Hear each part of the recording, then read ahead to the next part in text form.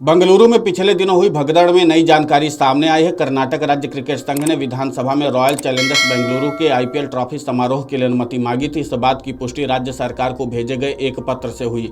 KSCA के खिलाफ FIR दर्ज होने के बाद अध्यक्ष रघुराम भट्ट, सचिव ए शंकर और कोषाध्यक्ष एस जयराम ने कर्नाटक हाईकोर्ट में कहा कि गेट प्रबंधन और भीड़ प्रबंधन महासंघ की जिम्मेदारी नहीं है। हालांकि केएससीए द्वारा 3 जून को राज्य सरकार को लिखे गए पत्र से पता चलता है कि राज्य क्रिकेट संघ ने डीएनए एंटरटेनमेंट नेटवर्क्स के लिए विधानसभा में समारोह के लिए अनुमति मांगी थी।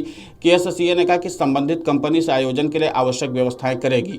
अनुमति के लिए भेजे गए केएससीए के पत्र के मुताबिक messrs DNA entertainment networks private limited की ओर से केएससीए यह सूचित करने का अनुरोध करता है कि 3 जून 2025 को टाटा आईपीएल 2025 फाइनल के बाद अगर रॉयल चैलेंजर्स बेंगलुरु आईपीएल 2025 का खिताब जीतता है तो Messrs DNA entertainment networks private limited विधानसभा ग्रैंड स्टेप्स में सम्मान समारोह की योजना बताएगा। महासंघ ने राज्य सरकार के कार्मिक एवं प्रशासनिक सुधार विभाग को जारी पत्र में लिखा है, केएससीए अनुरोध करता कि messrs DNA entertainment private limited को विधानसभा ग्रैंड स्टेप्स पर आवश्यक व्यवस्था करने की अनुमति दी जाए। केएससीए ने राज्य हाईकोर्ट में दलील दी है कि उसके पदाधिकारियों को किसी भी तरह की गलती के लिए जिम्मेदार ठहराया नहीं जा सकता। वे इस दुर्भाग्यपूर्ण घटना के लिए किसी भी तरह से जिम्मेदार नहीं है। संस्था ने अपनी रीट याचिका में कहा कि आईपीएल कार्यक्रम आरसीबी द्वारा अपने सेवा प्रदाता messrs DNA network private limited के माध्यम से आयोजित किए जाते हैं और केएससीए की भूमिका बहुत सीमित होती है।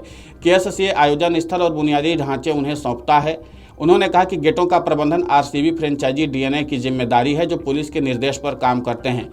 पुलिस ने बिना किसी प्रारंभिक जांच के अत्यधिक दबाव और मजबूर करने वाली परिस्थितियों में याचिकाकर्ता केएससीए के सदस्यों को आरोपी बनाकर एफआईआर दर्ज की है। केएससीए पदाधिकारियों के खिलाफ एफआईआर को रद्द करने की मांग वाली याचिका पर सुनवाई करते हुए न्यायमूर्ति एसआर कृष्ण कुमार ने अगली सुनवाई तक पुलिस को पदाधिकारियों के खिलाफ कोई भी दंडात्मक कार्रवाई करने से रोक दिया। अदालत ने याचिकाकर्ताओं को जांच में पूरा सहयोग करने का निर्देश भी दिया। एफआईआर रद्द करने की याचिका पर 16 जून को फिर सुनवाई होगी। हाईकोर्ट ने इस दुखद घटना का स्वतः संज्ञान लिया है और राज्य सरकार से स्टेटस रिपोर्ट दाखिल करने को कहा है।